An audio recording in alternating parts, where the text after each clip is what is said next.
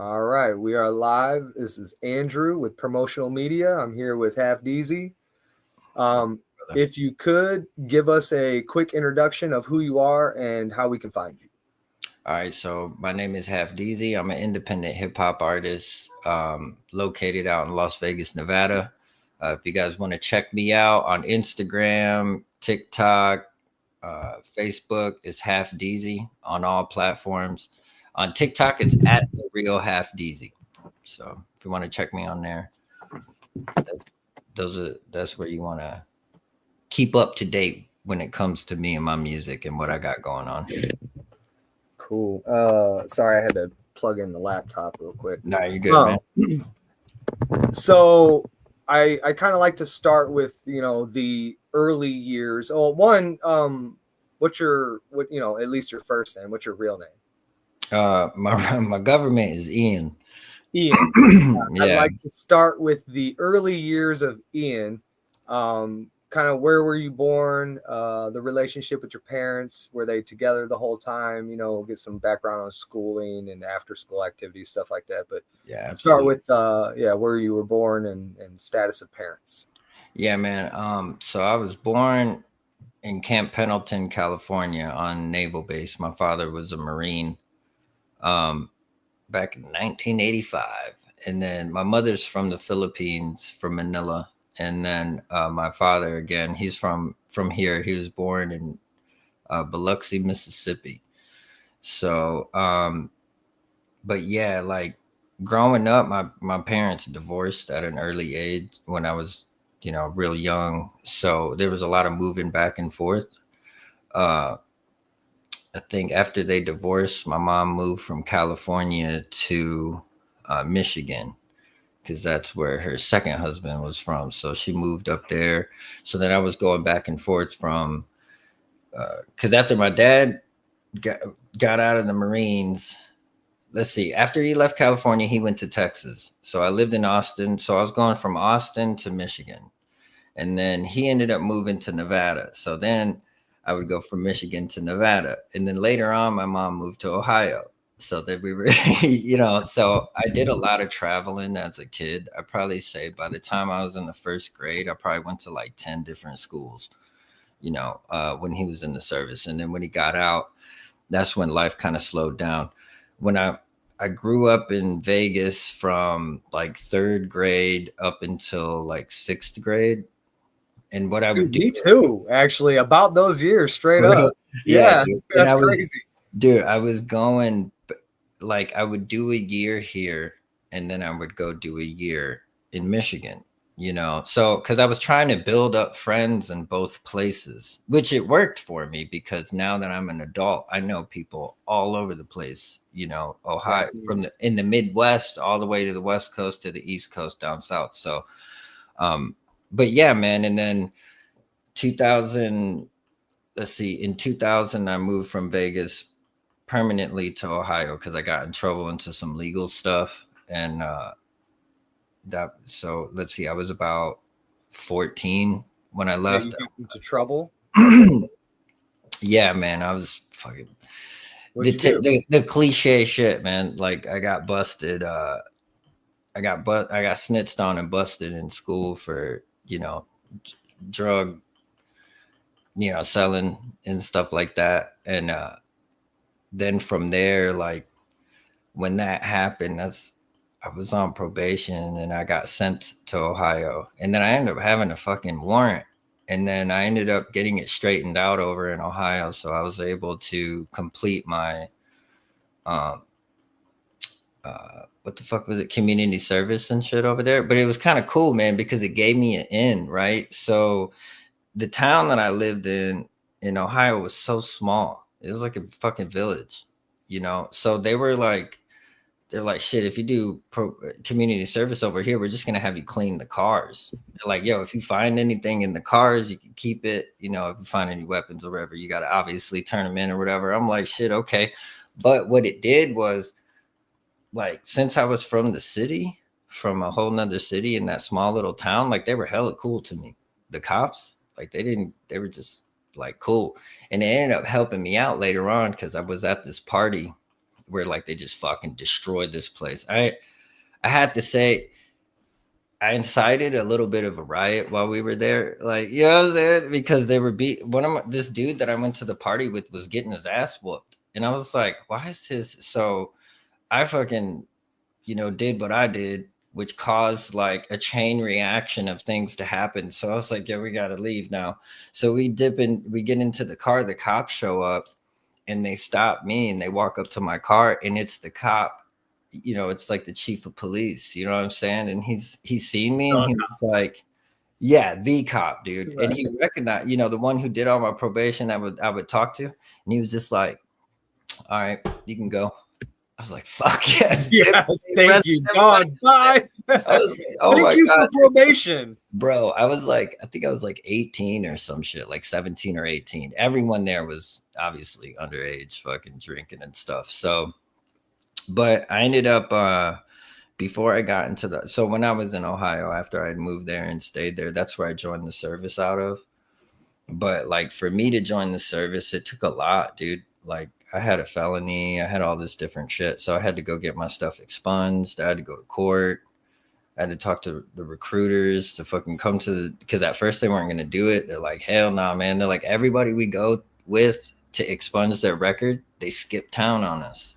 You know what I'm saying? Sure. Because it was during the Iraq war. It just kicked off. So like nobody really wanted to go.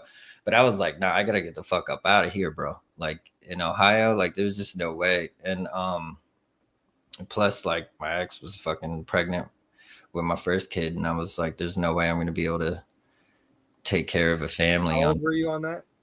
I was 18. You were 18. 18 or 19, yeah. I think I was 19. I was 18 when I had. I think I turned 19 that year, yeah.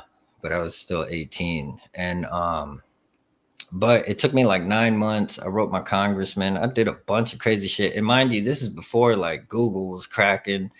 And it was Ask Jeeves at that point. It was it was like Yahoo and shit. Like it was literally you had to go out and Bing, find maybe information. Yeah. So, but I did all that on my own, and then I was able. We're showing our age, by the way.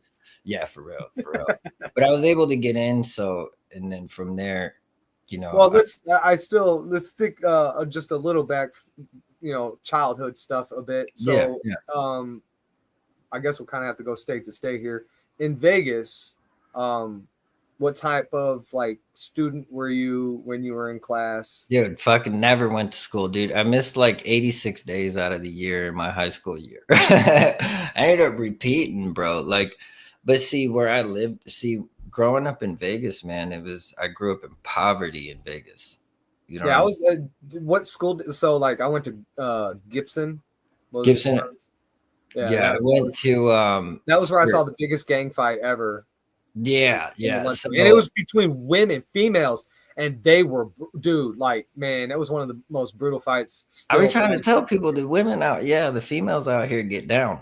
Like they will, because I got yelled at by some females that were trying to get violent. I'm like, damn, man, the fuck, right? Like, and they'll swing, like for real swing, dude. Like they know how to throw them. They'll cut you and everything. But yeah, I went to Orr Middle School, behind the Boulevard Mall, and then I went to Del H. Robinson, which is over off of like Pecos in East Bonanza, where I don't know if you know where the juvenile fucking facility is. I stayed in Child Haven. I think they were attached to that. Yeah, that's why we lived across the street in the Desert Pine. That's where I went to high school. Was Desert Pines High School. I did like 1 year there and got expelled. And that's when I ended up literally going to Ohio. But yeah, so the elementary, I went to Pat Diskin, which is more of like the Chinatown area. I don't know about that. Like I didn't go free. Yeah, dude. Area. Yeah, man. That's what I'm saying. Like it's so weird because like I'm born in Cali, but that's why I claim Vegas, because I know all the areas around here, but I grew up here, and the only reason why I was back and forth is because I wanted it to be. And I was fortunate enough that back in the 90s, it wasn't that fucking expensive to take a flight somewhere. so my parents could afford to fly me back and forth. So, but again, it was cool because I made friends everywhere I went, and I would take parts of the culture from like stuff from Vegas. Like I learned how to do graffiti, breakdance, hip hop, rap, all that stuff here in Vegas. When I went to Michigan, I would take all that stuff back with me. Music, like Bone Thugs, like all this Oh Snoop. yeah, yeah, yeah. I That dude, I discovered brought stuff here. like that out here to Missouri too. Yeah, people Yeah, don't know a lot of the artists and that I you know. pass it along, dude. And it was Yeah, cool because, like, yeah. when I used to break, I got everybody in this small town to start breaking. Like, I brought graffiti, and I actually linked up with other people in the town that were doing graffiti. You know what I'm saying? So it was like it just opened a door to a whole bunch of different things, And living in the country and of like Michigan and Ohio and stuff, it made me also appreciate not wanting to live in the city and why, because I prefer the country over the city. Me too. And- I very much do, and I like to live near a city, just right, not in the right, city. yeah. If I'm like 40 minutes away, that's okay, Sure. But because like right now where I live in Vegas, I live on technically like the outskirts of the Henderson. inner city. No, I live north. I live Oh, like North Centennial, which okay. is about 30 minutes from the strip, because it's crazy over there. Yeah, it is, dude. It's nuts. It's So, nuts. I took my wife there for our was our second year anniversary, and I took her to my old stomping grounds like Arizona Charlie's and stuff like that, dude. Yep. Yep. Um, That's why I tell all my friends. I'm like, when you come to the city, you got to go to local casinos. yeah, Want we to win? went That's local restaurants too. yep. Like they're good. So we got an Uber to a restaurant, and they picked us up, and he's like, "How in the hell do you know where you're going?" Like, dude, I'm a tourist today, but I'm a local, in Yeah, heart. for real. I grew up here, so I knew. Yeah. And I was taking my wife all around the spots that I used to be. Yeah. Hell yeah. It's impactful out there. It really is. Yeah. And I mean, and it's like my friends come out and they're like, so what do we do? I'm like, where are you? They're like, I'm on the strip right now. I'm like, there you go. Right. Like, it's all right there. Whatever Unless you you want want. to see the mountains or you Yeah. want to go to like somewhere nice, Mount Charleston Mount or Red Rock Charleston. Canyon. Only place that, yeah, Red Rock, awesome. I love that. That place was so cool. But Mount Charleston, the only place that you can go to get snow out in Vegas. Right. Snow, and you can get trees and Yeah, fresh air and all kinds yeah. of shit like that, dude. I love Mount Charleston, man. Me We too, would go dude. a It couple was it times a was year. it was so nice to go out there and get some reprieve from the hot desert floor, and Yeah. go onto some hilly tree. Like you could feel the temperature changes is nuts, man, because Yep. you're starting to elevate Night it. and day, dude. Night Yes, and day. It feels so good up there. And then breezy. there's not many people up there neither. So you can actually go up there and like walk and not see somebody. I would go up there and just walk through the tree. You know how they had the little trails and shit? Yeah, yeah, I'd yeah. go up there by myself and knew I had no cell phone service. And I'd just be walking through there just soaking it in, man, because it's so relaxing from the Yeah, city, somebody in chat said they stayed in Henderson. All right, Brooklyn, that's what's up. Yeah, Henderson, it's not bad. Like we It's were pretty thinking nice. about moving down there. Yeah, it's a nice area. We got Ethibos out there. Okay. Yeah, Yeah. hell yeah. Yeah, and I mean it's Like not Ninja. too far. It's not No, too no, far. no. It's It's nice. it's still pretty good. Like depending on where you're at least where I had stayed, I'm pretty sure. Man, if that was that Henderson, I think it was, man. But when we came outside, we could still see the strip. If you Mhm. where we were, you can see it out there. Yeah, it's still like that, bro. Yeah. It's still far though. They're But starting to build I mean a few years ago when I first got here, a lot of Henderson, there's like a lot of brand new parts to it. they, Hey, I what's think up, buddy? That's my son right there. we was it the Stardust? I think we were out there and watched it get Damn, the loaded. Stardust. Oh Yeah. my god. Yeah, I saw that. I saw it go down too, man. Yeah, that was years ago. Holy shit. Yeah, it That was was. like the original. That's like one of the mobster casinos. Yep. Yeah, I was talking to the Jones on an interview, and he found it fascinating that I knew all the spots. It's just Man, fuck yeah, not a dude. lot of people are from there. I got people that are trying to move down there too, man. Like there's quite a few people that are in Vegas right now and are heading that way. And me and the wife are seriously considering possibly going as well. I've Yeah. already reached out to a couple people and just asked, is there any opportunity for employment if I roll out? Yeah, there's a lot of shit. I So, mean, I'm not gonna lie, I haven't been able to find motherfucking thing, but it's probably just where I'm looking. But yeah, man, like there's opportunity out here and it's growing a lot. It is getting more expensive. I'm not gonna lie. Like it's kind of crazy the difference, you know. Like when I first moved here, a 4 bedroom was like 1450. Now it's like fucking almost 3,000. I'm just like, golly, dude. And it started going up almost immediately, man. You know? It's just wild. yeah, It's not too bad out here. They got so much shit going on, that there's plenty of opportunity out here if you're looking for it. I wanted to move out of this place, but since my team is in LA, it's like, well, now I need to stay here because they're here like every other week. So well, I yeah, also think it's not, I mean, Vegas, dude, it's a showmanship town. Like for people like you, entertainers, why wouldn't that be one of the best places to go? You got right. people from all over the world visiting there, and if you can lock down a few venues for the locals, get your local name up there, then you Mhm. can start locking down the venues that house a lot of the tourists, man. And then at that point, dude, your name's getting spread through again the world. It's getting Right. spread through everywhere. So, thank you, Brooklyn. Um, I think that it's so a few of the people that I'm talking about that are living out there are also artists, they're Mhm. musicians and stuff. And one that's considering going out there is too. I told him, man, that's the place. I think that you'll get a big break. We need to, establish the local name and then just go out there and start networking to Yeah. everybody that we can, and Yeah. figure out where we can put you.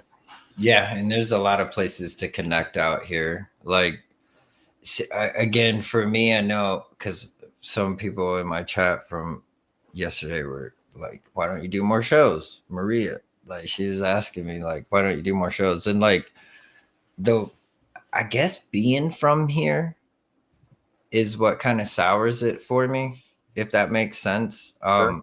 A lot of success I've had with small tours and shows that I put together have all been out of state. Now I Mm. haven't really tried Vegas yet, but since it's my home and I live here right now, I kind of don't want to bring that attention to myself. You know what I'm saying? For the simple fact that there's a lot of shit going on out here, and um, this is my old stomping grounds. I You don't want to bring the you don't want to bring the don't want to bring no unwanted attention, and I got fans here.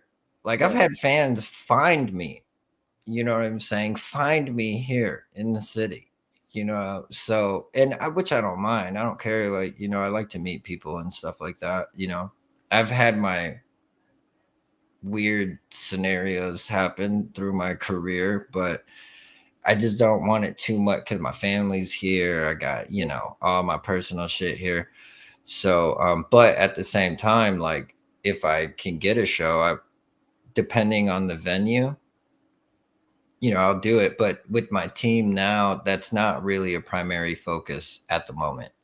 I'm still trying to like build numbers up and get my name out there and I stuff. think We'll go into that, when we get there. But I, yeah, I think that's uh I think so. I think you can kind of do two pass on that one. I do think that the social media presence is very important, and I do think that if you got it, you got it. But the algorithm's got to pick it up, and that's really hard to do these days. right. If you're not promoting the right thing, man, you ain't getting caught by the algorithm, and you could be shadow banned too, depending on your content. Yep. Yep. So, Instagram is notorious for that shit with me, man. That's but I post a lot of crazy shit on Instagram though. yeah, Like I do that too, man. my So algorithm I'm is shadow banned everywhere. I don't give a fuck. yeah, dude. My algorithm is cooked. You know what I'm saying? My feed, I built that brick by brick. You know what I'm saying? So And post it's like an obstacle brick by brick. You yeah, can't get yeah, past it, because right? it's just so but they're so hilarious. I can't Yeah. help it. You I know, agree, dude. I agree. I come across something, I'm like, oh, I like that's that. too That's funny. very funny. Yeah, Let me go ahead and it's try it gonna out. destroy my algorithm and everyone else's who come into contact with Right. this. But I don't care. I So don't care. I follow King Bao. You know who he is? No, I don't think so, So he man. was a MMA. He was UFC, I think. Well, he was not. I think he was a UFC fighter, pro, badass man. And he quit the UFC in the ring, and he said that everybody in Hollywood's a PDF file. Jimmy Kimmel, you're a PDF file until we get the Epstein list. All you can go, whatever, you know. And he said hashtag. What did he say? Hashtag oh man, I can't remember. He created his own little space while doing that. But I mean, if you ever seen the meme where Joe Rogan is like he gets real surprised, that was him saying that in the ring and him reacting to it. So it was huge, man. But anyway, he posts a lot. He's very adamant on protecting the kids, dude, which is Yeah. awesome. But he goes hardcore on it. And so one time I tried to repost one of his posts, and Instagram said that this person's known for posting false information and all that shit. No And shit, and really? that your channel can be affected if you post it. So do you want to post it? Yeah. I didn't post it on Yeah, that one. yeah, I no, for backed out of real. that. But I have reposted some of his stuff after that, like just recently, and it didn't say that now.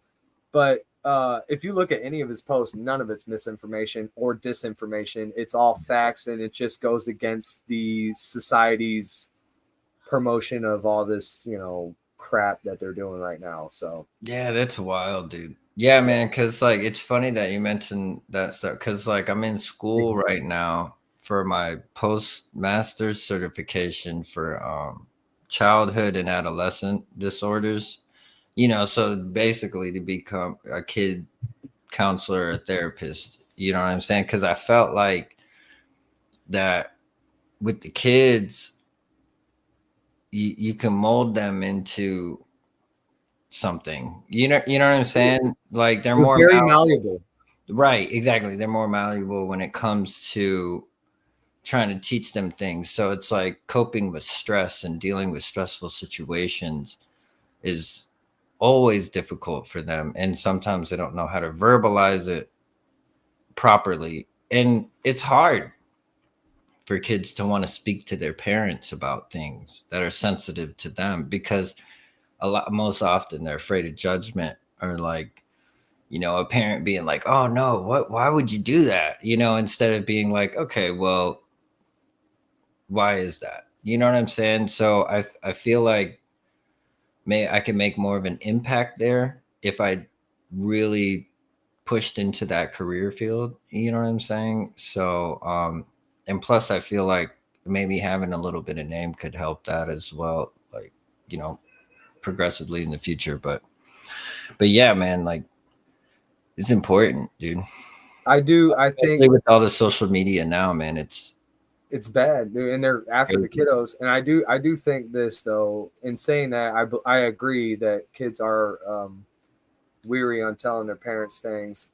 I think that that would be a failure on the parent side, that Yeah, yeah, they have not been able to convey a safe place for their child to convey these, you right. know, stressful times, whatever it may be. Yeah. So yeah, I do think that Yeah, well, and here's the thing too, dude. Like, because my degree's in IO psychology, so it's like groups of people, right? And I'm sorry, so you have a degree in it? yeah, I have a master's I missed degree that. in social psychology. So like, and the Okay. reason why I did that, I went that route though, is because I met so many people in the military, and you meet so many people from so many different backgrounds. Plus, I'm a musician. I do music. I meet people from everywhere, and you know, and I'm this way too. I guess I'm a victim of it as well when it comes to being a parent, and it has a lot to do with our own upbringing, in our own social surroundings, right? Because a lot of the stuff that we pick up naturally, beliefs or how we do things, is from our surroundings, and We don't, especially people from our generation and generations before us, dude. Like it was craziness, having to deal with some of the stuff that and they got a lot of shit that they got to deal with now, especially with social media having it right in your face. Yeah. For us, it was more like you discovered it or you seen it face to face, Right. but it's like they didn't know what the fuck they were doing back then when they were raising us.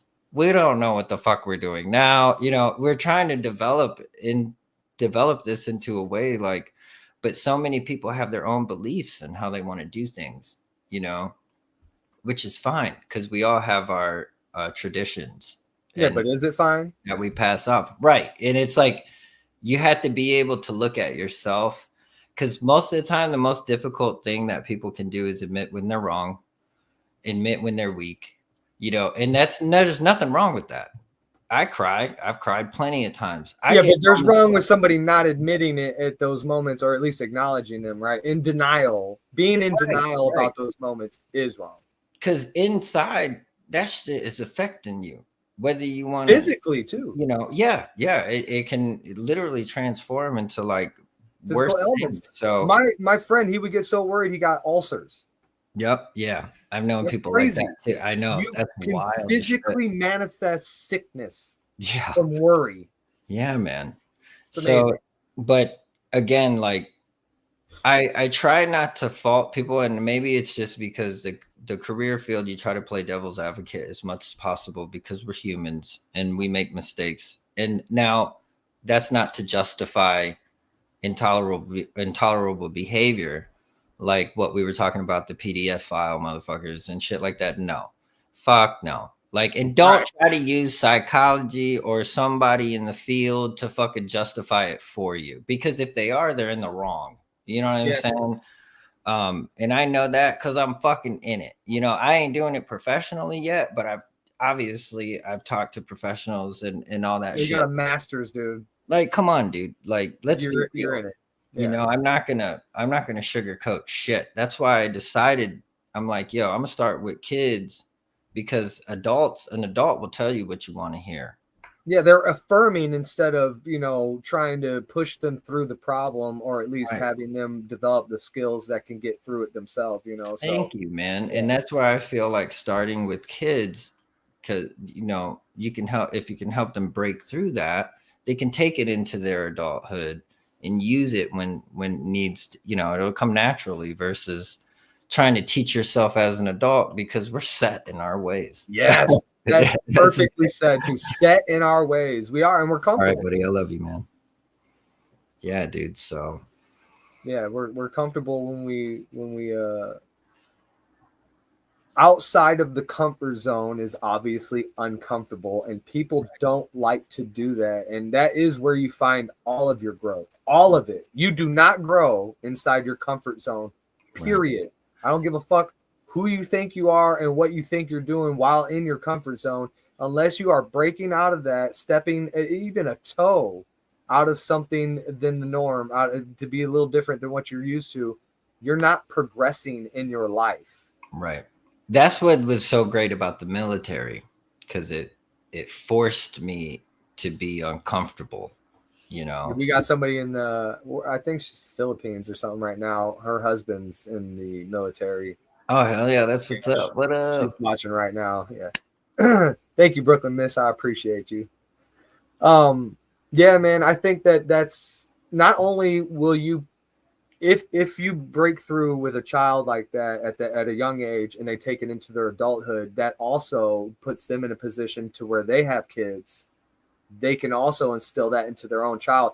They can actually take that skill and possibly not ever have their child be affected by terrible traumas, but still have the skill set to deal with trauma. Yes, exactly. If they are to come as an adult. So yeah, I think that's a very, very important position to be in life, is to try and help these kiddos, man, get through. Society's pressure on them right now is really, really hard, dude. I just saw this video and they were saying, I think it was on TikTok. It was saying kids are already impressionable. They already are accepting. They already love everybody. So there's no need to be indoctrinating them into this way. Like, why are you pushing these things onto them when they're already accepting? They don't look at somebody and even if they think that they're weird, they don't say, I don't want anything to do with that because it's weird. They kind of find those things interesting sometimes. To be Right. like, because they're weird, I want to I interact want to with check it you. out, dude. Like, Yes, yes, and yeah. that's why they turn and they'll ask. They'll be like, "Why is that man wearing a dress?" Right, Or, right. or that lady's fat. And it's like, Yeah. yeah, good job. You can observe reality and you can state it out loud, and it's okay to do that. But nowadays, it's like, oh man, you don't want to say a lady's fat because that's hate speech. That's Right, you're hurting her by saying that. right, right. Man, if you Yeah, it's see, taken out of context. I mean, if it's a yeah, child, it they're could mean just multiple saying it. It's things just now, stating right? They don't facts. understand, right? But that's on the adult to be Yeah, like, you know what? She is kind of big, but we don't call people fat right. because, I mean, not and, like you know, that. and Yeah, again, it goes back to the parents and sure. how they're going to handle the situation on that, because I'm sure if my kid said that, or your kid, I'm pretty sure you'd be like, look, that's kind of funny that you said that, but we don't Yeah, want to I say that in probably I front of would probably try to correct that a little bit. But right. then again, in the same Out breath, of sight, though, out of sight. Because I feel like parents who do the correction in front of a bunch of people that can oh, that cause can hurt, that can embarrass the kid too. And then that exactly, might yeah, be the one of those embarrassment moments shit. where they Yeah. don't want to talk to the parent about something. Absolutely. Right, dude. But But you see it now, how it yeah, all sure. just everything just spiders from one little tiny thing. But I would, me personally, if my child said something like that, I might say, hey, that wasn't very nice. But then in the same breath, I might turn around and look at the person and be like, but you are fat. You should probably, Yeah, do lose something. some weight or But, something. but Yeah. just try to be healthier. I don't know what the problem is. Who knows if it's thyroid? Like, I don't know. I don't know your situation, but I do know that being obese isn't very healthy, And if somebody's trying to say it, like, maybe they're trying to tell you something, right? Man, I had homies, bro, that I was in the service with, man, that struggled with that kind of stuff. You know what I mean? And again, everything comes down to, doesn't matter what it is. It comes down to the person and wanting to change themselves in Self-discipline. whatever situation, Right. losing weight, being a better person. Right. It's just again, like, I try to give people the benefit of the doubt until you show me what you're made of or who you are, and sometimes it takes a little bit longer than others. It sure does, though, doesn't it? It You really know, does. Well, let's get a little back into the early life when you were bringing that type of music. You said Ohio, correct? yeah. When you were bringing that stuff, that energy, the everything from Vegas to there, what type of impact did that have on that small community that you were in? Well, when I started doing music in Ohio, I was like 14 or 15. So what When I you were actually making music at that age? yeah. Yeah, I was Awesome. actually recording. I would record at home on my computer and then I would burn it to CDs. I did the old school thing, Yeah, of course. write my Well, hold on, name and on I don't it. want to get too far. Just before you go in, is there any of that still out there for anybody to find? Did you upload any I of the do. old No, stuff? some of it is uploaded, but the CDs, like, there are still some in existence, but it's You have, like no, I don't have none. But right? my homies that I passed them out to, they're like, "Hey, bro, I still got your CD with the marker on it and shit." I'm like, "Oh shit, okay." I'm like, So "Hell yeah, bro." before,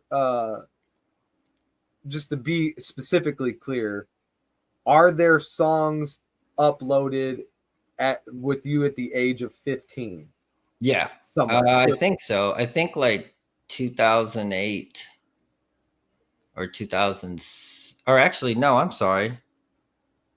Hold on. I'd have to look it up, but yeah, there's some from when I was a teenager that are out. Yes. where did they find them? Your It's on SoundClick. It's on sound click. SoundClick. Okay, Yeah. under Half Easy. Half Dead. See, okay, Half Dead and Poetic Prophecy, because that was a group that my homie and I had back in the day, which we still rap together to oh, this cool. day. Like, Do you I've known still him. do it onto that? No, name? hell no. No, Oh, that was back in the day, dude. That was the only thing you could upload music on was SoundClick. That was the only place you could get beats. You could, well, I'm sorry. What I meant is, do you still do it under that name and that Oh, group Half Dead? when No. you're doing? Okay, okay. No. There's a story behind why my name is Half Deezy. So basically when I was in Iraq, uh well, okay, let me take it back. So like 2003, 2004, I was, half dead. I'd been going by it for a few years and putting a bunch of music out. And again, back then, there wasn't like a bunch of fucking people doing music. You know Right. what I'm saying? So it was, you were up at the top. So this band hit me up and they're like, hey man, our band name is Half Dead. And we got it. He said, we got it copyrighted. And I was like, well, who the fuck told you that? And he's like, our lawyer, blah, blah, blah. I was like, well, your lawyer's a fucking idiot because you can't copyright a name. You have to trademark it. And they were like, what? No, that's not it. I just kept hanging up on him. Dude, fucking like 6 years later, dude, I'm in Iraq and fucking I go to log on to check out my music because I had some stuff uploaded before we left. And then, I was kind of working on music over there. And then they were like, all your shit has been taken down. And I was like, what? And I was like, what the fuck? They're like, somebody has shown that they have this paperwork, blah, blah. Come to find out that band from years ago, they went and got the fucking name trademarked. I was like, what the fuck? You told them. Yeah, I told them You exactly told what them, to man. do. You just snitched on yourself, dude. They You fucked did yourself. They did it. Well, the funny thing was, is I had Sons a of trade. bitches. I had a trademark put in on it back in like 2005, but it expired because they'll go abandoned if you don't. So it was abandoned, and they went back and they picked it up. Is what they did. Yeah. So then I had to switch. I'm like, fuck. What is something that's like close to? I'm like, fuck it, Half Deezy. And there was no other Deezy. The only other Deezy there was Drew Deezy, who is I think he's like Hawaiian and American or something like that. He's a rapper. And he's actually pretty well known on the West Coast. He doesn't really do any music now, from what I've seen, but he was the only one. Now there's Deezys everywhere. But I'm the only Half Deezy that's out there because I've used the name longer than shit, over 10 years, like 14 or 15 years. Did you trademark your name? So I did put in a trademark for it. Yeah. Okay. I still gotta do it though, because I gotta like renew it, or because it's abandoned right now. But I mean, if anybody were to trademark it, I'd just spell it different. I just put HALFDZY or some shit. Right, you ain't gonna fucking get me, bro. I'm gonna fucking I'm too I'm gonna clever. change it. Yeah. So but yeah, man, so that's why I had to change it. But I rolled with it ever since then. And then because shortly after that, that's when I dissed Soldier Boy, and then that shit went viral back in like 2000. I didn't know you have a Soldier Boy diss. Yeah, dude, dissed the fucking dog shit out of him. Where dude. is that at? If you look up Soldier Boy diss by Half Deezy, it'll pull up a music video. Yeah, on YouTube. Yeah, We did a video. Yeah, dude. I was stationed in Italy, and we filmed the video at this club in Italy down the street from my house. I wish we would have got it on camera, but we had the whole club saying, fuck Soldier Boy, fuck Soldier Boy. I was signing autographs and shit and passing CDs out. It was fucking awesome. That is pretty awesome. Dude. What up, weirdo? How you doing, dog? So yeah, man. But yeah, because I was in Italy for about 2 years because we deployed to Iraq for a year, and then we came back to Italy, and then I was doing music. I was music. And that's when I actually connected with Seven Sign, which is Busy Bone, a Bone Thugs and Harmonies camp at the time. Which is awesome. That's pretty awesome, dude. Yeah, dude, that's like for me, that's like a pinnacle of my life kind of deal, because I grew up on Bone Thugs, and then me too. My favorite artist. First rap I've ever heard. Go ahead. I'm sorry, but that was no. Yeah, the same here. Like the first album I ever owned was Snoop's Doggy Style back in like 93 when it, 92 when it came out. And my dad heard that shit and he's like, what the fuck is this? I was like, Snoop Dogg. He's like, you're not listening to that. Yeah, no, it ain't. It ain't no Snoop Dogg. It's nobody. But by the time he actually heard it, like, man, I had all the songs memorized. I was rapping it and shit. So, and then I met this girl that lived in my neighborhood, and she's like, "You never heard of Bone Thugs?" I was like, "Nah." And she played East 1999. I was hooked, and Man, then dude, that was I think cross. No, man, I don't know. You know, it was it was a cassette tape too that yeah, I first heard from them, and that song was on it. So I don't remember what. Yeah, I don't remember if that was the first song, dude. But I do know that when it was first played, I'm like, dude, these guys, yeah, this fire. sound. They were the only ones of their kind back then, you know. That at least that was like doing it major because Yeah, of Easy E and all of them. And again, like I was living over here on the West Coast when all those artists were like coming up, you know. It's just crazy now. I know some of them, you I know. So know. that's why I was like, man, it's like cool. That was like the pinnacle of everything that I've done. Like I even talked to my videographer because he knows all the, you know, I met Corrupt and like been to his house and shit. And I'm just like, dude, it's so wild to me because Corrupt influenced my rapping style as far as like my vocabulary and how I twist words. And because Corrupt has that, like he says like these huge words and like makes them flow. And Dog Pound was, you know, I grew up listening to Dog Pound, the East Siders, all that shit, dude. And then to grow up on Bone and be affiliated with them, and you know, is like a major thing. So it just sucks because Seventh Sign were like one of the camps. That's like the black sheep of all the camps. The other camps come say what's up to us, like Mo Thug and you know some people from Thug Life. You know, they know who we are and like all that, but yeah. Brooklyn Miss just says Soldier Boy is so fucking pretty. What the He's a pretty guy. She likes him. Okay. God, That's dude. you know what? I can't even your taste is weird, Brooklyn. It's funny. He apologized like a week later. He apologized to you? He apologized to all of us. He did a public apology to all the troops and shit after that shit happened. Cool.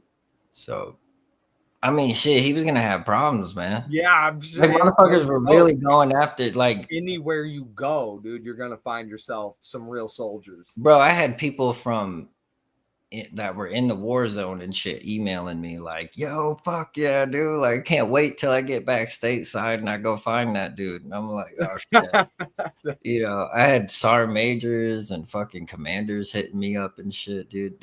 I had some people hit me up about the lyrics because I was talking about torture and waterboarding and shit, and we were going through a bunch of stuff in the service about that. So I was like, I don't give a fuck, man. Fuck that dude.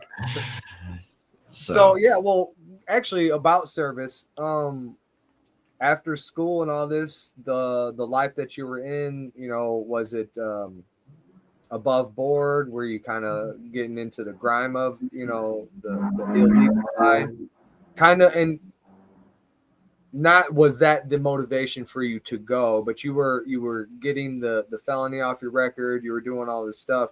Were you currently kind of a, you know, not a thug, but like a fuck up out there trying to get into the military to straighten up? Or?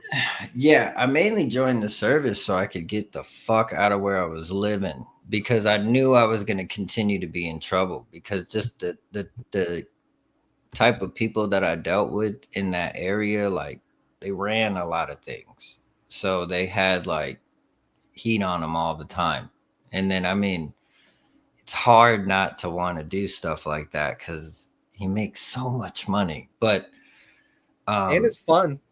it is. It is. It is. I mean, dude, It's undeniably, it's exciting. It's I fun. told them a few of the stories, but yeah, dude, no, I just had to get out of there, man. And it was right before like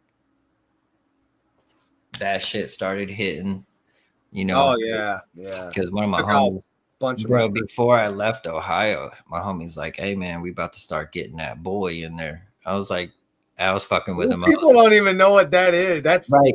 No, but look, I was fucking you with got him. girl and boy, they don't know. Yo, I told him, I was like, you about to start selling little boys. He's Yeah. like, no, man, fuck you, You had bro. no, you didn't even know. You're like, what the fuck is this? Yeah, Like, nah, man, no, black, brown, yo, bro, I boy. knew what it was, but I had to fuck with him, dude, because it was. Oh, you fucking I couldn't believe he was hitting me up because I told him, I'm yeah, like, bro, I'm about to leave to the service, yeah. dog. Why are you trying to He's like, we're about to pull get me that down? in, man. If you want to, I'm like, no. And bro, like after I left, within like 5 years, the little city that I was living in, fucking destroyed. I mean, it's fucked now. Like Middletown, Ohio, this little place out, destroyed, I have destroyed. a friend that lives out there, Anthony Boggs. If anybody wants to see a good artist that's up and coming too, man, he's just doing his own thing, taking care of himself and his mom. Yeah, they be He's grinding out there. yeah, dude. It's and he's in a rural area too. It's very small. I wish I knew what town, man. It's very small area though, man. And him and his people are trying to, break out of that a bit, but it's rough out here a little bit, man. It's saturated. We have a lot of dude, I struggle to call them musicians or even artists, man. You got a lot of this like auto tune bullshit just spitting, and it's saturated the industry like Juice Yeah. World. I think that dude is a joke. Every fucking I don't you know what? I don't even know what his lyrics are. I don't like them. I don't like the sound. I don't like the auto tune. When I was driving to KC, I can't remember if we were going for the Food for Thought video, which I'm in, by the way. Me and the wife are in that Food for Thought with Tech Nine and Remmer. Um, but I was driving with my daughter, and she was playing nothing but Juice World, and I swear I thought it was the same song the entire time. I was like the same song on repeat. It just did not. None of it sounded different to me. None of it. It just there. Well, dude, I got a cab. It's like, okay, so Juice World, I fuck with Juice World, That's but cool. I'm gonna if you listen to, he's a very lyrical rapper, and I didn't know this. I found out later on, like him and Young Dolph were related, and You know what? Somebody told me, all right, listen, I was at work and I'd be pushing the people I know, like you, and I'm like, hey man, check these people out, see if you like them. And and I went back the next day, this kid, he's probably like 19, 20. And I pushed punchline and he was like, yeah, it's just, not my thing. I'm like, no worries. What was it though with him specifically that you didn't vibe with? Was it the beats? Was it the lyrics? Was it the tone of how he said it? All that. And he's like, nah, I'm just more into like black people rap. And I was like, what does that even mean? yeah, I have no idea what the hell that means, right? So I was like, okay, well, what is that in your mind? Like give me an artist that I can look up. And he said Young Dolph. So I immediately looked him up. I'm like, this dude is talking about killing people, drugs, and this is what black rap is, dude. That's yeah. that's But see, disgusting. again, man, it's like you gotta. Here's the thing about the industry. Okay, getting into It music. needs to be changed. Well, yes, but what they're gonna push are those songs I know. out there. Yeah, Like if you look deeper into his catalogs, I like got most you. of his shit is. But the reason why I fucked with Young Dolph is not because so much of like what he said in his lyrics, but his grind and his hustle mentality to get where he got to. Obviously us rappers, when we want to put something out there, we're going to make it larger than life, even if it isn't, right? Sure. Yeah. But Fake it till you behind, make it. right, but behind all that, there's the constant grind. And like Dolph was up there, but when I watch other interviews, because I get deep into like watching people and just observing and listening to what they say. And like he was still trying to get up there. Like he was making a lot of money, but he was really trying to push it to the next level. He still had to go another level. But yeah, man, the shit that they are going to push is obviously going to be detrimental to the listener. But if you look deeper into their catalog, they have better music. You know what I'm saying? I try to get past the surface music because I do it too. I Well, have songs. sometimes, dude, the party stuff it's needed. Right. And it's Sometimes and it's really okay to have those songs. yeah. But a majority of my stuff, I'm not, I'm more or less like, look, I'm over here doing my thing. If you fuck with me, I might fuck you up. Is pretty much my message, and then also you got soldier mentality. Yeah, and I try to be more motivating with You mine, still did that. more inspirational because I'm not the normal, typical, average rapper that you see. I mean, maybe now it's starting to get that way, but when most people hear that I do music, they're like, "Fuck, you do music?" Like I had no idea. I think that you and like Punch are very unique. There's not a whole lot of military mentality in rap. You Right? know what I mean? And Yeah. I think that you have a unique position, unique views of life that you can put into fantastic melodies and rhyme, dude. And I think that storytelling is very important when you're trying to talk about things that you've been through and how you pushed through, and that if you're going through it too, listener, this is how I did it. Might not work for you, but maybe it does. But this is how I pushed through. I think that type of it does make you unique. I like, dude, your style is super tight, man. It's your flow is awesome. That. Do you make your beats? Sometimes I do. I've been working a lot with the same producer because I've been doing all of these features. But Anno Domini is like the main producer that I work with now. But yeah, I produce my own stuff as well. It just depends on how fast I want to get the project done. Sure. Yeah, makes sense, dude. But I will say that the sound is great, the flow is great. You're very enunciated. I really really like the art that you put out for sure. Appreciate that, man. Yeah, I had to when I first started rapping, I was more of a chopper. Like I chopped all the time, but the problem is I would get that like, oh man, I don't understand what you're saying and blah blah. So I had to teach myself over the years to like really be able to enunciate the words or make sure that what I say is clear. It's not always perfect, but no, I mean, dude, it kind of gets that way, especially if you're trying to throw it out fast. Punch, one of the things he likes to do is throw lyrics on his subtitles on his videos, Yeah, but he likes to do it doing that. Yeah, and he likes to do it with fun things, like he'll throw meme or what is the emojis and stuff, dude. He'll have them saying the words too. So that it also, I think, very unique, man. If you dude, I want to send you on Instagram. I want to send you after this a link to his you know who Benzino is? Oh yeah. Dude, he did a Benzino diss because Benzino came on his page and started talking about his dirty dreads, which he doesn't have dirty dreads, but his dreads. Dude, he went on Punchline's page and started commenting, dude, and dogging him. So that's a compliment. Like, shit. Yeah, that's what I said. I'm like, bro, bring that. How are you even in his radar? Right, for real. That was insane. But so he made a video. So I was on the phone with him and I was talking to him, and that new Beverly Hills Cop was coming out on Netflix, the new one. Oh yeah. And so I was I love that tune. I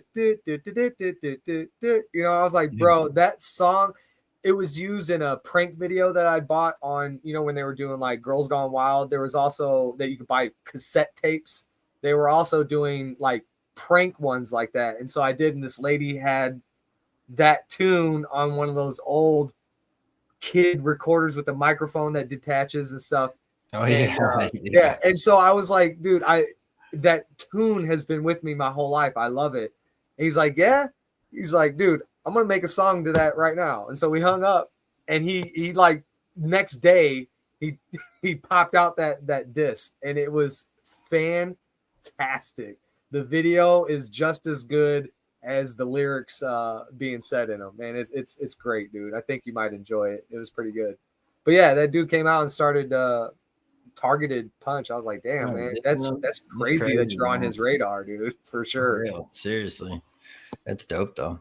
Yeah. I thought so too, man. I am somewhat of a believer that there's no such thing as bad publicity, Right. I do think that there is, but for the most part, man, when your name's being talked about, you're bringing attention to you. So just make sure that you can stand against whatever negative is being said and stand tall and proud on the things that you are promoting and pushing. Right. You got a lot of people that don't stand on their own beliefs. You watch them, they sink. It's sad. So well, when you were in the military, what was your job? What was your position? Would you leave? Title, My status.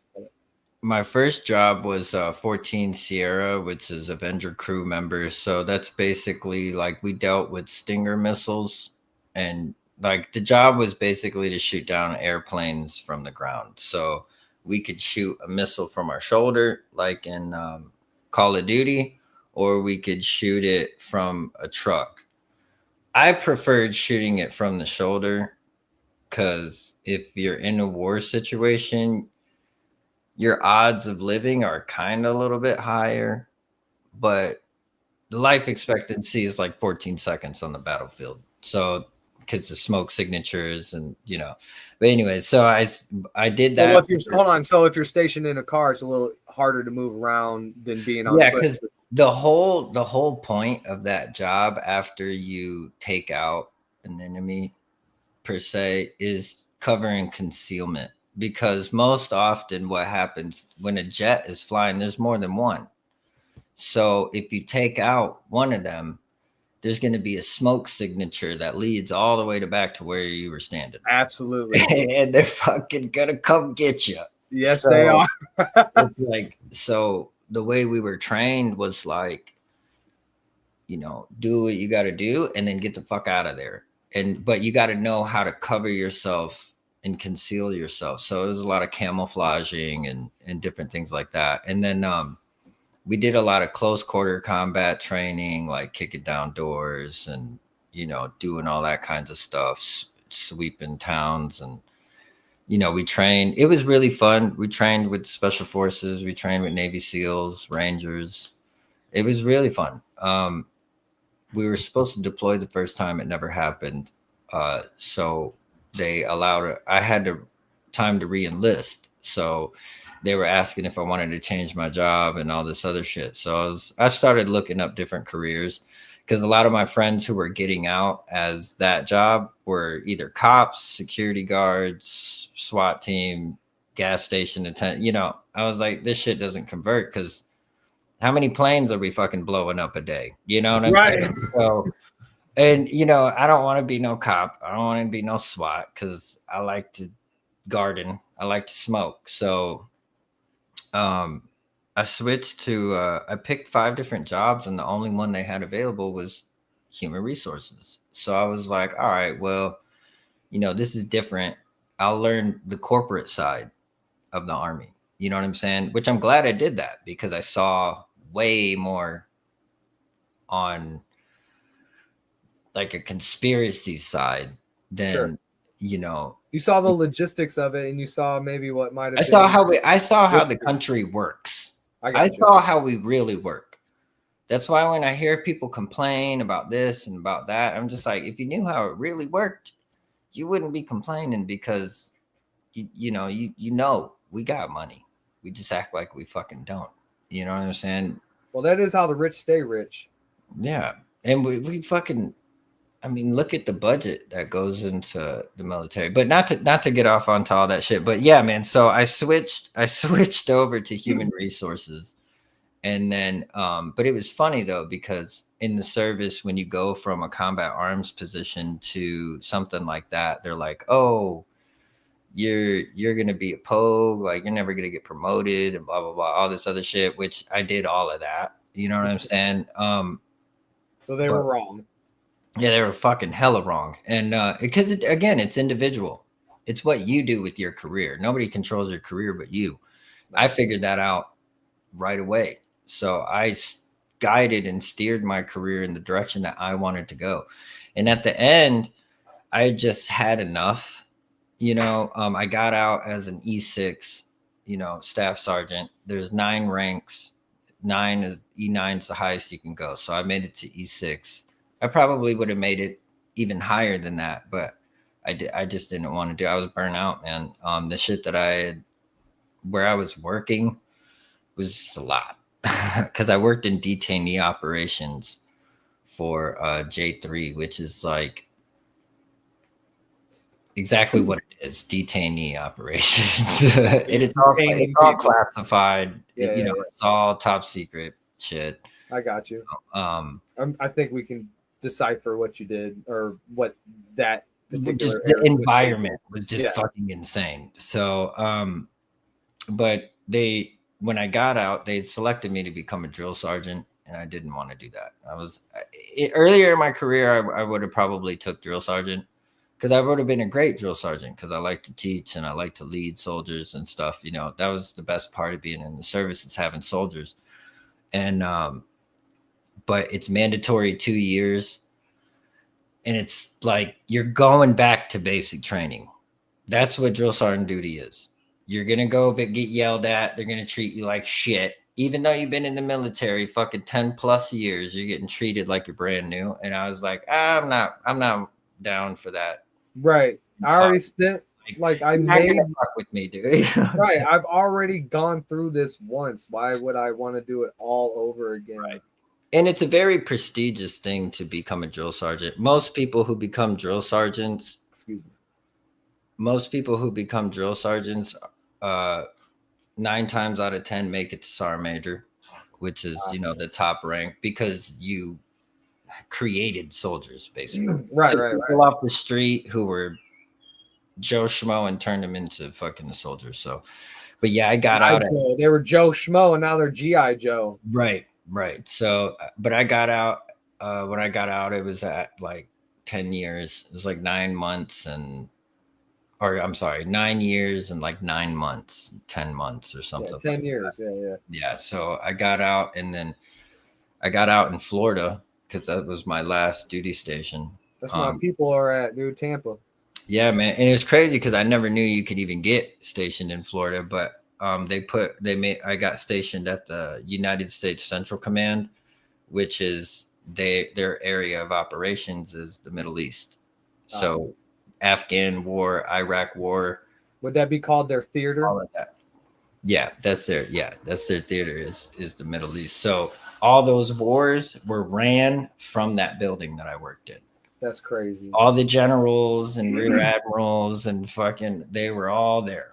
Like, Dude, actually, I'm so sorry, man. I meant to say this in the very, very beginning. By the way, everybody, obviously, we have a veteran here, okay, on 4th of July. I want to say, one, thank you for your service publicly. And then two, dude, yeah, thank you so much for coming on here. I think it's kind of a special thing that I was able to get a soldier on here during 4th of July, just yeah, I that's think it's crazy. Yeah, I didn't think about it neither. I think that that's pretty cool, man. That really is, dude. So I very much appreciate your time on here, man. Thank you. And Yeah, no, absolutely, good man. for I us. appreciate you Yeah, extending the offer, man. of course, dude. Again, man, I with my networking, dude, I very much so was thankful to come across you, man. I very much enjoy your content. I think that you're a funny dude, man. Like the things I see you're posting, man. I think that you're very impressionable. So yeah, I also I feel like I know when I see somebody who's gonna make it, and I love to watch them grow into this like god in the rap game or music, wherever industry that you are, getting to that top level. I'm very again I like to say I'm honored to be able to watch, and if I can even have a inkling of effort into helping that grow by like reposting or telling somebody, I'm so thankful that I'm able to be in that position. And you know how cool it is to, like what you said when you brought Bone Thugs. How cool did you feel that nobody knew him, and you're like, man, listen to this, and like, wow, this Yeah, is great. And like, yeah, I for know, real, dude. Yeah, I man. love that I know you, and I know the people I know, and I'm able to be like, man, check this dude out. I know him. Like Yeah, you've never even heard of this dude. Listen to that. yeah. And it makes me feel good to be able to turn people on to good things, and Yeah, man, I appreciate that too, dude. I mean, that's still a lot how the music works. Even yeah, these days, word of mouth. Like some of my yeah, homies that I chill with on TikTok, man. My bro, he be playing music I ain't heard. I'm like, oh shit, he be turning me on this stuff. So, and the thing is like the music, it's so vast and there's so many artists. It's hard to keep up with everything. You know what I'm absolutely. saying? So I try to stay within the realm, you know, and I experiment. I do different things with music too, you know. I can kind of dip off into different areas, but you know, I wanted to do that. That's something that I wanted to do. You know, that's why I really like Bone Thugs, because the harmonies, you know, the different styles, the fast rapping. Because when I started rapping back in the day, like fast rap, if you could rap fast, that was like an anomaly. Talent. You know what I'm saying? Like not many people did it. Now Right. everybody. I know. You know what I'm saying? But it's But like a you lot of can people rap that say, fast, but but they say nothing. right. That's what I was gonna say. Right. A lot of people rap fast, but they don't say shit. You know, so and again, when I was growing up, that was important. Yeah. What you said was important. How you twisted your words was important. The Your people that we metaphors would and listen all to that. had a lot to say with like, I mean, dude, you got NWA, you know, and Dre. When he popped out of that, you had a lot of people that were, the message that they were pushing was real. There was real message in there. They're, Right. you know, stand against the corruption of the It cops and was reporting of the streets. It was yes, reporting of the 100%. streets. Yeah. And a 100%. lot of my music, see, that's what I had as an artist. That's why I had to evolve a lot, dude, because like I grew up in the streets. I did a lot of street activity and all that, you know, which most people look at me and they're probably like, man, he ain't never This done dude's that in the shit. streets. This Right. dude's a soldier. Well, Yeah. I will say this: when you said drill Drill instructor, I'm sergeant. like, Yeah. man, you have to be really loud and aggressive, don't you? I Yeah. can't see that in you. Yeah, dude. No, man, it's in there. Trust me. The thing, what It's in there. the reason why they picked me is just because I did really well. My soldiers would, they were good soldiers, you know, and I treated them as I wanted them to treat. I treated them with respect, even though I outranked you. I already know if I tell you to do something, you're gonna do it. Yeah. But I don't have to come at you like you're gonna do this because I said no. I'd tell my soldier, I'd be like, hey, can you do this for me real quick or whatever? They'd be like, oh yeah, sure, yeah, absolutely, sorry. Get it Did done. you And ever I'd be have like, to thank put you. your foot down though? Yeah, there were a couple times. I mean, I never had to go like crazy on them. I would, again, like I can torture you in ways that don't require you to do physical activity. You know, I can fuck with your head. You know what I'm saying? I can make you, you know, you show up late. Okay, well, 6:30 we're supposed to be here, right? You got to show up 20 minutes prior now. Don't not show up 20 minutes prior because I'm gonna be there at 6 and I'm gonna wait for you to get there. Like, you know, and we can do it as long as it takes, you know, or if it's something in the regulation, okay, get the regulation. Now I want you to write 1,000-word essay on why you're not supposed to do that according to the regulation. You know, simple shit like that. Yeah. That piss a They would motherfucker hate, off yeah, they real would quick. hate that, Like, dude. I damn, would I was gonna go out. Like, yeah, right, no, right. You you're just not messed up going your out whole now. night, dude. Yeah, I you're had not beer going on the out list.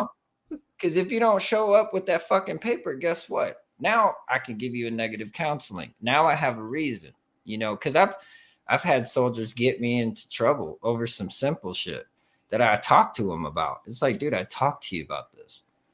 And I know you're not a kid. You're in the fucking service, bro. Like, Right. you know what I'm saying? You're fucking Man up. 22 years old, man. Like, come on, get your shit together. Right. Like, you know, so and the thing was, I was really lucky with my career too. I had great NCOs. I had good leaders, I had bad ones, but for the most part, I had good ones, you know. And I'm glad that I switched over to the HR side because believe it or not, you know, for women in the service, it's very difficult. You know what I'm saying? Because you deal with a lot of harassment, you know, and a lot of times dudes who have rockers, because you know I was E6, I had all my shit, you know, my rank. Those people, they try to use their positions of power to take advantage of people. I never did that. At that I was the equal opportunity like my record was the reason why they wanted me to become a drill sergeant, because they knew like this type of dude that we want, because I treated people fairly, you know, and I could train. I did weapons training. I've done all those things. You know what I'm saying? So I had receipts for all of that. So they're like, dude, you know, he got promoted in a short amount of time. He's got a lot of schooling. But I knew what I needed to do to get there because I wanted to become a drill sergeant. It's just by the time I got to the end of my career, I was done because I got ran through the ringer where I Yeah. was at. It's the meat grinder, man. They call it Yeah, that for dude. a reason. And I was working with generals and shit, dude, and they're the most neediest motherfuckers in the planet. Like, you got a fucking PhD, bro. You can't change printer ink. Like, come on, dude. You know, like Oh simple shit man, that's like that, pathetic. like stuff like that. And again, towards the end, my career, because you only worked with them for like a year, because it's like intent. You know, you're there from 5 in the morning. I'd have to be there from 5 in the morning till 10 o'clock at night, and I couldn't leave unless I was able to get all their top secret information, because I would have to bring that shit to them, because you'd have to carry it in locked bags and all this special shit. And I'd bring it to them. So if they weren't done with it, I would have to wait till they read it, because the whole mission is in there, you know? Damn. So it'd be times like that. But there were crazy times like we would drink, bro. Like on Fridays and shit, I came into my office and there was like a shot on my desk, and then like a little piece of wine, or like a little shot of wine, and like all this shit. I'm like, what is this? They're like, oh yeah, at the end of the day, you know, we kind of relax. Like, motherfucker, we got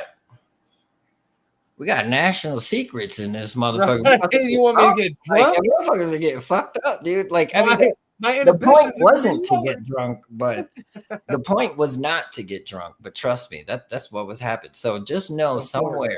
somewhere in the government right now at 4 p.m., somebody's pulling out some fucking liquor. You know what I'm Right. saying? It's that stressful though too, because Right. Yeah. it's just real world missions and stuff like.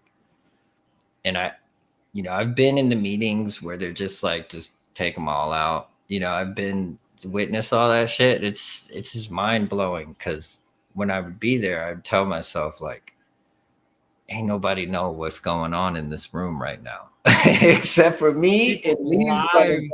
People's Like, lives. there's crazy shit going on right now, guys. Like, you know what I'm That's saying? nuts. That you wouldn't believe. And a lot of these conspiracy theorists are not too far from the truth, you know.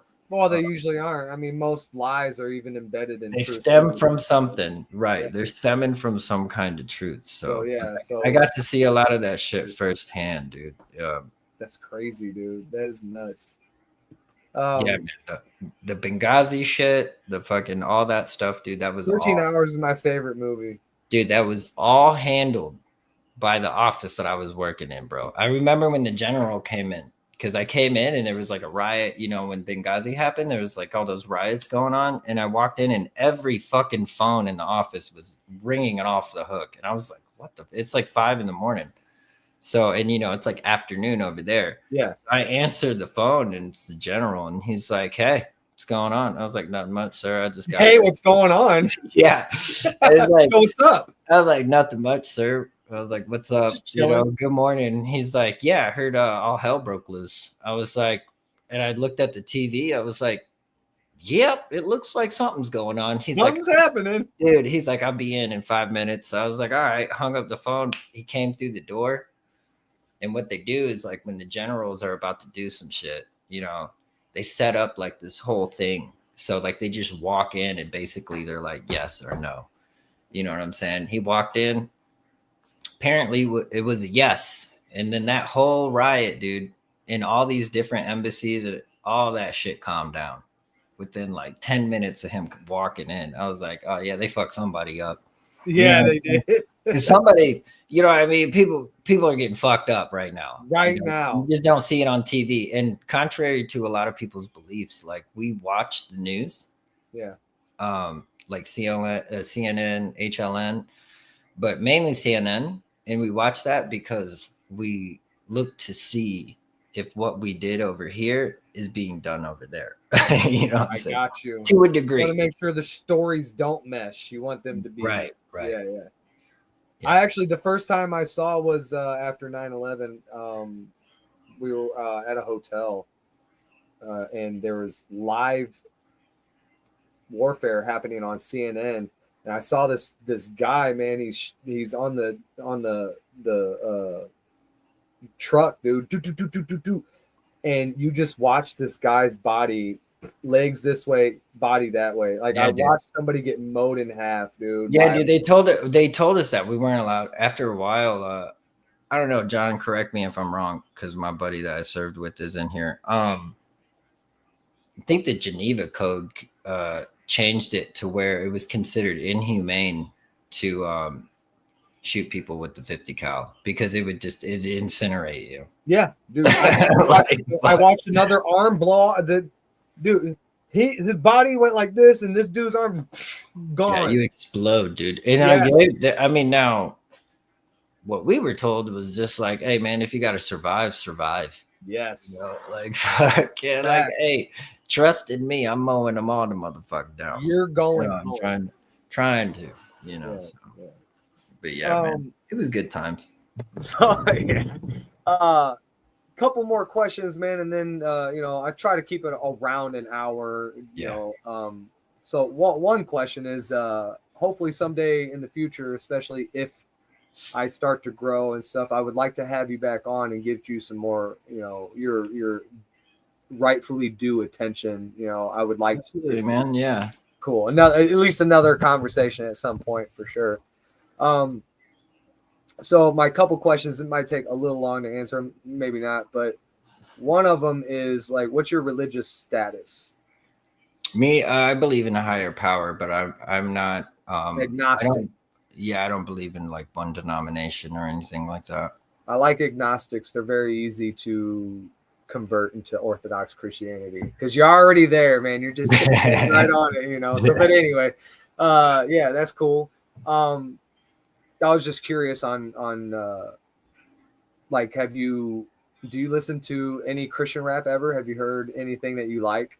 Yeah, I've actually been approached by several Christian labels before that Okay. tried to convert me years ago. They're like, look, man, you could just your music and that, which felt good. They Yeah. wanted to put me on tour and everything. I was like, fuck, man. But the only reason why I never did that, I've thought about it. I just don't feel like at this time or at that time I could stay true Nah, to don't be a Christian what I'm rapper and not be a Christian. exactly. That's what I'm saying. And I can't do that. Like I've thought about it because I can make music all day without cuss words or quoting something from the Bible or you know what I mean? But I can't do that and like live. I You know will, what I'm saying? I will suggest something which I've suggested to Punch too, man. You guys, you have stuff to say, and sometimes it's gotta have a cuss word. But I will say this for the fans, for our side, especially if we want to push it out there, it's hard for us to get if it's not radio ready. We need radio Right. ready I songs. know. I That's one thing I'm slacking on big time too. I do have more actually I do have some radio edit stuff that I need to start pushing out because Okay, is it radio edit as in you had cusses and you dropped them, or they're yeah. completely it's a clean song? They had words that I just took Dude, out. get some clean songs for us, Yeah, man. So that we I can got a couple. I got okay, a couple okay. clean songs. All The right. Rakim song, I ain't cussing at all because Rakim doesn't cuss. So I stayed respectful to that. But a lot of times, man, if you listen, a lot of my songs don't have too many cuss words. I try to not say too many cuss words just because I feel like vocabulary wise I can say so much more, I get that. unless I'm being lazy and I just kind of want to hurry up, I may throw Or a cuss word sometimes you want in. to emphasize that, Yeah, if I'm emphasizing, you trust know? me, there's going to be cuss words all Right. over that, so for So sure. I was gonna ask what Christian rappers do you know of, and would you listen to Probably the main one that I know is Lecrae. Lecrae? Yeah, I don't know that one. I've That's heard why. a lot about him. I think Gremlin, you know who Lecrae is? That's one of my boys in the chat. Yeah, yeah. But yeah, he's one of my homies that's in Texas that I grew up with. Excuse me. He converted. We started rapping it. He helped me like develop my style. But he was pushing Lecrae on me a lot. If you ever wanted to expand and see if I will say Zonti Okay. is Yeah. great. Yeah. But Send me links, man. Send oh, me I links. will. Okay. Yeah. ASAP Preach, Tyson James, and Bryson Gray, and Joe Nestor. Yeah, dude, I'll send you those, man. They're hardcore though. Like Tyson and Bryson, man, they almost they. So one of his lyrics is he says Peter Puffer. Like Yeah. they have a song. It's called "Gun Toting Bible Thumper." They're very very strong, opinionated Christians, and I really like that, and I vibe with that. We're not supposed to be pacifists, dude. We don't supposed to turn our cheek literally if somebody's hurting us. Self defense is totally fine, and third party defense is totally fine. Like these people got this idea that Christians are supposed to be pushovers, but nah, man. It specifically tells us to be lions. So that I don't know any lion that you can go up and slap him in the face and he's just gonna walk Getting away your or fucking turn you. face bit He's gonna off. eat Yeah. you up, right? So the last question, uh, and then we'll kind of another plug or whatever. But the last question is, when you came back into society, kind of how you said it doesn't translate. Those jobs don't, they just what was the word that you said? Because it was perfect. Transition over from. Yeah, but they don't correlate or whatever. Like they don't. They just don't mesh. But whatever. It wasn't. It wasn't that. It was a different word. But anyway, how difficult? And I know it's probably a lot easier for you because your career and your degrees probably helped you in it. But how difficult was it for you to come back to society with soldier mentality? Well, I've only had one civilian job since I've been out, and so I would say from that experience, kind of difficult because the reason being is like my manager was cool, but the manager above him was an asshole. Yeah. And I'm like, I get it in the military sense, obviously, because you have no fucking choice, but this is Right. civilian world, I bro. got a Like, choice. right. I can tell you, fuck you, which I did. Yes. Like, Good. I ain't not flipping out on this dude, man, and fucking closing up and just leaving for the day. Just fucking, because like, so it was difficult in that sense because if I treat you, I understand your position. Yeah. I understand you're the You're the boss. boss. Got it. Right. But don't go So, stepping on my shit. right. Exactly. Especially when I'm doing everything, I'm going out of my way to do the best that I can to essentially make you look good. Right. You know what I'm saying? Right. So it's been difficult in that sense because and I just had an interview and I think she asked me, she was like, well, if you had to do any disciplinary action, are you okay with that? I'm like, hell yeah. Right. She's like, well, because you seem really nice. I'm like, yeah, I'm nice, but I'm not a pushover. I'm going to give you the benefit of the doubt until you piss me off. And then when you piss me off, I'm going to figure out what I can do to make life miserable for you. That Because sounds vindictive, bro. it is, but at the same, that's the only way you're going to fucking learn. True You know that what though, I'm saying? man. Like, because if you're already thinking, man, this dude's a bitch, okay, that's fine. Think that. What can I do within the limits of my power? You know what I'm saying? And I'm not trying to get you to quit, but I'm going to get you to at least understand, like, look, dude, like I asked you to do something. I asked you politely and you took it as I'm a bitch. I'm not. You know what I'm saying? Like I would just be straight up. Yeah, I'll You know, stop saying please and I'll just tell you. It's not even gonna be right. a question. I'm just gonna make And the statements. reason why I'm being that way is so you know that I'm approachable. Because most often, most people don't even want to approach their managers or any type of supervisor because they're like, man, he ain't even gonna listen. No, I'm gonna listen because I understand people are people. Yeah. And that's people. With a lot of the A people breaks down to a person. They're just a person at that point. People, I think when you get into the group of it, man, you got to be a lot more strict and a lot more directed. Directed. Right. You when it breaks down to the individual, though, it's like yes, because That's where I'm trying to connect with you with because I want you to do a good job. If you want to fucking get promoted and pass me up, cool. I'll help you get that. I don't really care. I just want you to be successful and achieve what you need to achieve because if you look good, I look good. I keep the same thing that we said in the military, like your soldier is a direct reflection of you. Yeah, I So like it for sure. if your soldiers ate the fuck up, 9 times out of 10, the NCO is probably fucked up. And you know, I wasn't the perfect NCO. I made mistakes, but at the same time, the well-being of my soldiers was, I wanted them to be successful, Of you course. know.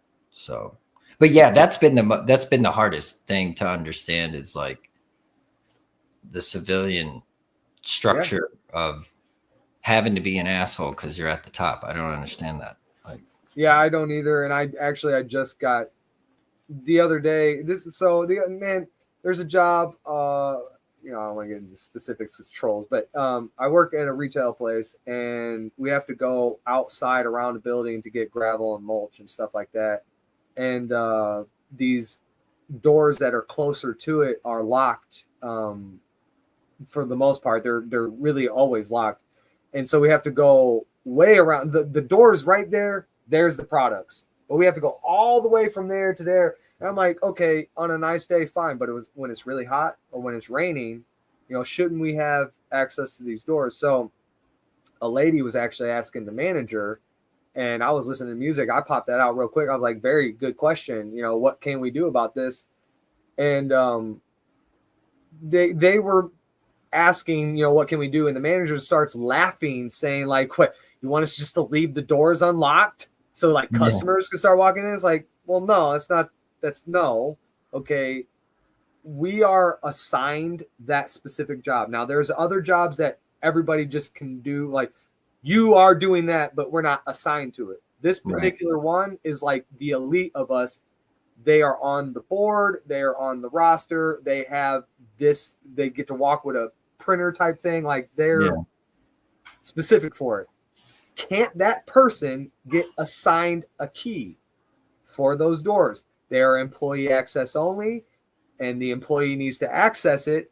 Give them the fucking key, right? mhm. Simple solution to the problem. Okay. So they're going, nothing has been said on that. She's laughing at that. We're like, no, we're not saying that, you know, but there needs to be something that we can do. What could it be? And she's like, well, no, it's been 2 minutes after her laughing about leaving it unlocked. Then her suggestion is, well, I can ask the lady who has the key if she'd feel comfortable leaving those doors unlocked. And I was sitting there thinking, like, the very thing that you were laughing that you thought we were suggesting. So I was like, you know what? Better yet, why not ask her or ask her to ask the top dog to issue us a key, since those people have to be, it's, if there's something wrong with that door, we know who has those keys, Right. right? Simple. She said no. I was like, no, like you don't even want to ask. No, I'm not going to ask that. I was like, so you're just going to shut it down? She's like, yep, I'm shutting it down. I was like, oh, well, that's just bad management. And she's like, go home. Go home. She sent me home. And this was, I wasn't even at work for an hour yet. And I'm like, oh, so now you're going to send me home. I have a family I need to take care of. You're going to send me home to prove a point. Well, now you're a bad person. Right. And she And got then not only that, because now you're down. Now she's down one person just because she didn't right. want to take a fucking She, suggestion. dude, how much of an asshole do you have to be to shut down an easy question? It's not my position to go above your head and ask Yeah. for that thing. You go ask, you get told no. You don't tell me no to an obvious, easy solution to Right. a very real problem that we have in that department. Super Yeah. fucking simple. But she wants to send me home. Like, I'll go home. I'll tell Control. my wife Like how you said, God complex, man. yeah, I'm gonna go home. I'll tell my wife, hey, you know what? She's teaching you a lesson too, and my daughter. You know, how's that check feel now? You can't take care of your family just as easy, right? That is Right. some petty bullshit, dude. And Hell it yeah, was it for is, nothing, dude. man. And then as walking to see if I can come back the next day, she had took off down some aisles, and we're like, so I was following her to say, hey, can I come back tomorrow?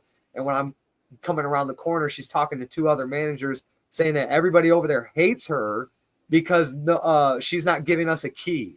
I'm like, what? Why are you lying? So Yeah, she got the whole rumor mill going on that dude, shit. I came back to somebody coming up to me and saying, yeah, this guy that works for us, she said him by name. She's like, this guy, this blah, blah, blah, is going around and saying that you called her a bitch to her face. Never fucking happened. Damn, Never dude. fucking happened, dude. And that's going around now. You know, and it's like, what the fuck, dude? That is Damn, so bro. yeah, I heard her lying, and as after I asked if I can come back tomorrow, she said yes. As I'm walking by, I said, we never said any of that.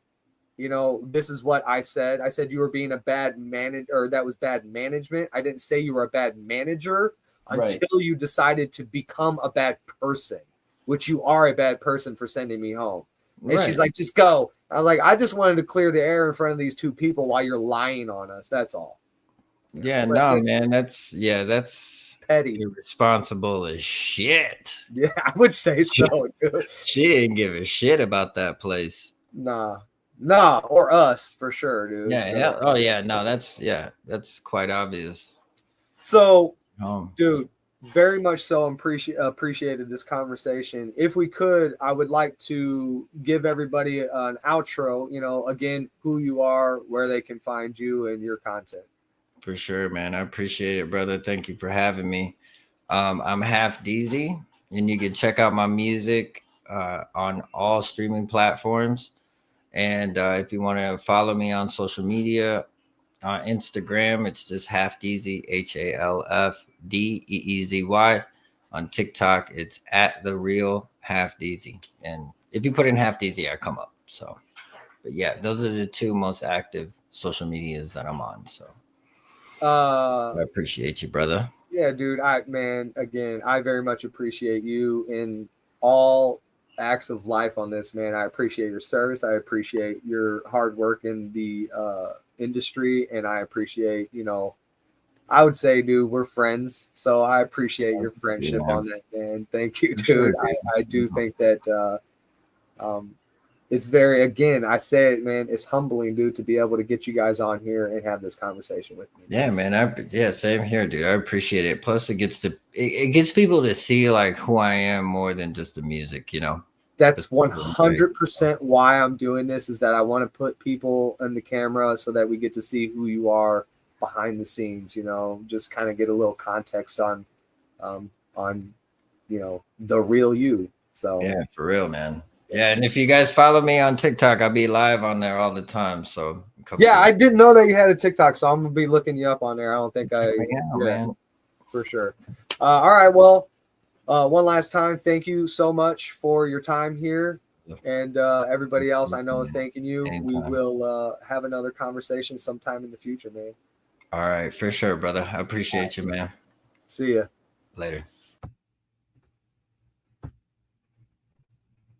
Guys, another one in the books. It is so awesome to be able to talk to these people, man. They're very busy. They're out there and they're making a name for themselves. They're pushing that content. You know, they got a lot to do. They got their family life as well.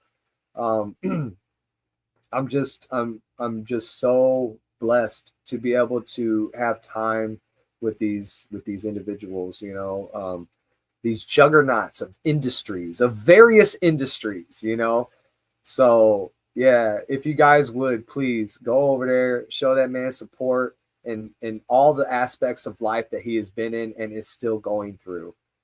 Everybody, thank you so much for being here and watching. Stay tuned for the upcoming interviews that I have. Some really good ones, you know, like they all are.